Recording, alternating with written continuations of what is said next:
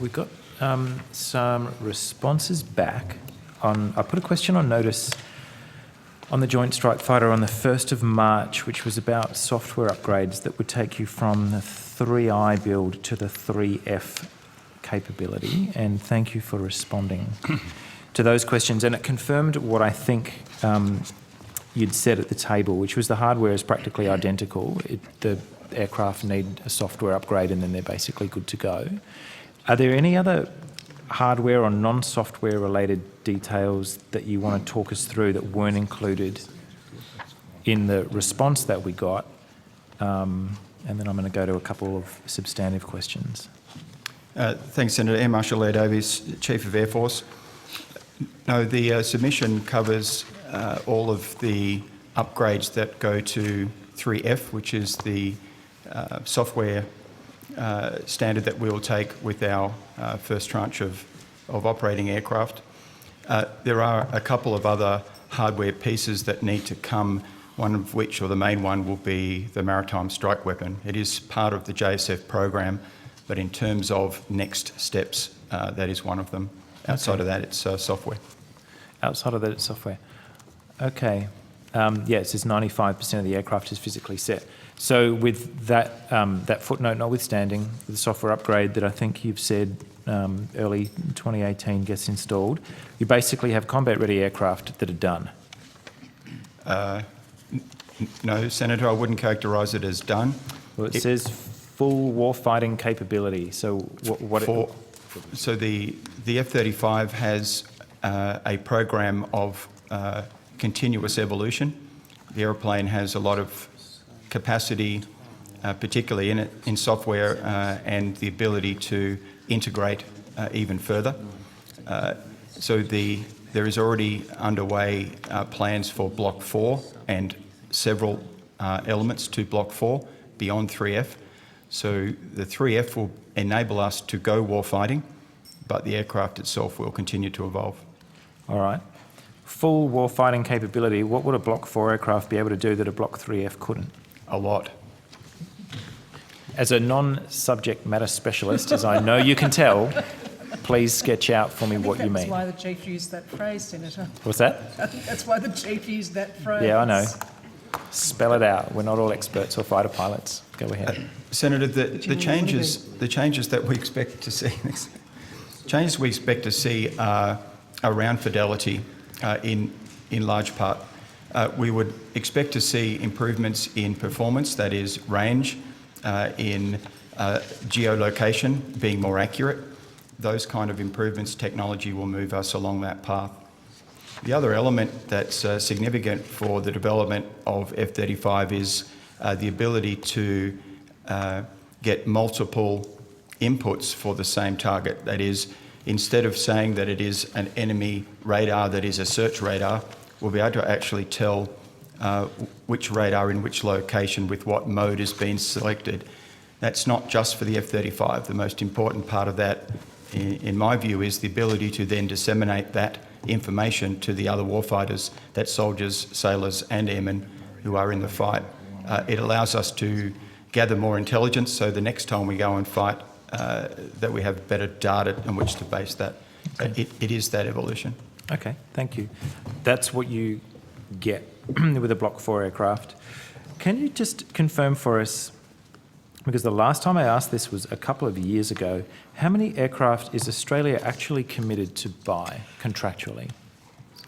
So at the moment, Senator, the government have approved 72 F-35s, but have reserved the right to agree to the actual expenditure in yearly buys. Yearly? So okay. Each year we have purchased 2 aircraft now. Yes. We have then 3 years of no aircraft. Oh, okay. And then we buy 8, 15, 15, 15 and 9. Each one of those steps comes back to government for funding approval. All right. It sounds like actually it hasn't moved substantively since the last time I asked. We're actually only obligated, well, we've purchased 2, those 2 are in the bank. There's nothing else that we've already committed funds for, apart from expressing the intention? No, we have. I might get please. Air Vice Marshal Lee Gordon to cover the... Air Vice Marshal Lee Gordon, the head of the Joint Strike Fighter project. We've got committed to aircraft, 8 aircraft that are in production at the moment. We've also committed to the next 8 aircraft, and we're going through the process of finalising our commitment to the first lot of 15 in those tranches. Okay. I make that to be 16 as 8 plus 8. And the initial 2 aircraft. And the Senator. initial 2? Still can't get that to add up to 15, but all right. next 15. To be clear, the 2 aircraft we've already received. Yep. We're committed to 8 aircraft in what's called Lot 10. So that's this 3-year gap between taking delivery of the first 2 and That's then you correct. get 8. In what delivery, in what year are they delivered? They'll be delivered in 2018. Okay, thank you. We're also committed to the 8 aircraft in Lot 11, which will be delivered in 2019. 19. And when you say committed, is that a policy commitment or a contractual obligation? We've committed with the Joint Program Office, and they're finalising the contracts with Lockheed Martin. For which batch? First 8 or second 8 or both? The second 8. So the first 8 are also... The Lot 11. Sorry. Lot 11 aircraft to be delivered in 2019. Okay. That's So the the second 8 aircraft from Lot 10 in 2018, Yep. that contract is at the final stages of agreement between the US and Lockheed Martin. 8. Okay. The 2018 batch of 8 aircraft, are they 3F or Block 4? What are they? There'll be 3F, Senator. Okay. What about the 2019 batch? They'll be 3F as well, Senator. Okay. All right. The other thing that I don't believe I got a response back for, and apologies if we did and it just slipped through the net, I put a question on notice last session about the actual cost of the aircraft. If the reduction had come down to about $80 million per aircraft, what the total acquisition cost ends up being and the estimated sustainment cost over the 30 to 35 year life of the aircraft. Did that get slipped under my door and I didn't notice, or are you still working on that?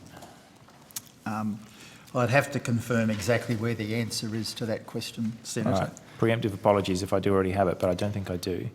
So are you able to give us a firmer idea of what the price of this acquisition actually is? So the total price for the approval of this project at the latest budget figures dollars is now 17.7 million. Billion, I Billion should say, with a B. 17.7. Yeah. And that, of course, includes the facility element and contingency. Okay. Is that question number 39, do you think, Senator? Oh, look, that's the problem. I don't have it in front of me. So if it's 39, then you have been provided with an answer, and it was a verbal question, not a written That's right. question. I think it's 39. So the answer should be somewhere in your pile there. Thank you, Minister. All right. So this is really what I want to know. There was reporting in March, 6 March, the first 2 aircraft worth around $100 million each were forced to stay an extra day at Avalon because there was electrical, well, this is what was reported. You tell me what actually happened. Because there was lightning near the destination they were heading for. Will the upgraded 3F aircraft be able to fly near electrical activity? Senator, yes, they will, and the 2 aircraft that were at Avalon very shortly will be able to fly. It's just their build was prior to the testing for lightning suppression on the aircraft. And is that a software thing or a hardware thing or a bit of both? What is that? That is a hardware thing. So that comes in the other 5%, That's not correct. included in the software upgrades? The reason for the Avalon delayed departure was in 2 parts. One was we had a reasonably well-refined flight profile, numbers of flights, number of sorties, spares and maintenance that could be done, so we could only have the 1 flight from Avalon up to Amberley. At the same time, the Super Hornets at Amberley didn't fly either, so this was not a F-35 only issue. The weather was so bad that the Super Hornets didn't fly to Amberley either, so we chose to delay, given that, and have the 1 flight home on the Monday. So there must be something, I appreciate that, and that fills in some important info, but there must be something that characterises the F-35 as being a flight risk in an electrical storm, because it's not the first time that that has been a factor. So what is it exactly that's wrong with those two planes? Senator Air Vice Marshal Lee Gordon, the modification that we're rolling out into the fleet of F-35s involves the installation of a system to inject inert gas into the fuel tanks. The inert gas suppresses the likelihood of a fire occurring, and that's a modification that's now standard on production aircraft. So the next 8 aircraft that we will receive will have that modification in it, and the 2 aircraft that we have received already will have that modification retrofitted in 2018. Who's paying for the retrofit? It'll be part of the contract price for the aircraft, Senator. So we're paying for it? Australia's paying for it? Yes, Senator. So we bought 2 aircraft that might explode or might have an ignition in the fuel tank if they flew too close to an electrical activity. So we don't fly close. That is part of the understanding of the program. It's not an extra cost. It is part of the program. The F-35 development was well understood, and this was part of that development. And you've asked questions here and in other places, and journalists about ejection seats and the like as Helmets. well. Yep. And they are natural, well-known places where in the F-35 development, the testing and improvements will be done. So that's why in the United States and here we avoid flying in areas where electrical activity, lightning, is likely to occur. Okay, but this is something that we will stop hearing about with the next batch of aircraft. That will no longer be a thing. Our next 8 have already been, each aircraft now that comes off production line has that fitted, yes. Okay. And Minister, you were correct. I think we were talking about question number 39. I've got it here now. It doesn't give us the total sustainment cost, so that's why my notes indicate that we didn't get a response. We got a unit cost, I think. So we've got sustainment funding out to 2024-25. Remaining funding will be sought after 2020. So if you want further information, Senator, we can take that on notice and see if we can provide any more. But that was what I asked back I haven't in March. gone through the Q&A that precedes the response here again, although I did live through it on the first occasion. I haven't reread it now to see whether there would be any more, but we'll take that on notice and follow up for you. But I'm just taking on notice the same question that I put to you in March. What's the total cost of this acquisition? That's all I'm seeking to find out. So you took it on notice then, didn't provide it. Do we wait another couple of months, or Senator, what's perhaps The the costs are problem? set out there, Senator, in acquisition and sustainment. We've got a sustainment figure that goes out to 2024, which is a third of the life of, or expected design life of the aircraft. Sorry, am I missing something really obvious here, or do we not know how much this thing's going to cost? Well, Senator, I think the figures have been set out as available, but if there is any more, as I said, we'll provide that for you. I've got to conclude, and please point me in the right direction if I'm reading this I'm wrong. happy for Air Vice Marshal Gordon or Yeah, please. or the CAF to. What's the do total that. cost of buying and supporting these aircraft over their design life? Just an estimate would be good. Senator Air Vice Marshal Lee Gordon, at this stage we have approval from the government, as we said before, for sustainment out to 24-25. We don't know yet what the rate of effort will be for the aircraft. We don't actually know what their final life will be, how we'll use them, what modifications that we put in there. So there's a number of variables for us to have to consider before we end up with I guess what I'd call a reasonably random estimate of what the cost of the F-35 would be for its life. We'll be going through the normal defence financial management process where we do our planning based on the guidance that comes out of a number of areas. We'll be looking at the way the aircraft need to be modified. We'll be looking at the way that the aircraft need to be upgraded and maintained as part of that normal process. That doesn't sound all that normal. This was an acquisition that Prime Minister John Howard settled in, I think, about 2001, 16 or 17 years ago, and we're sitting here in 2017, and you can't tell us what it's going to cost to keep these planes in the air for more than the first 4 or 5 years of their design life. Am I the only one who finds that a bit alarming because you can't tell us how much money the taxpayers are on the hook for.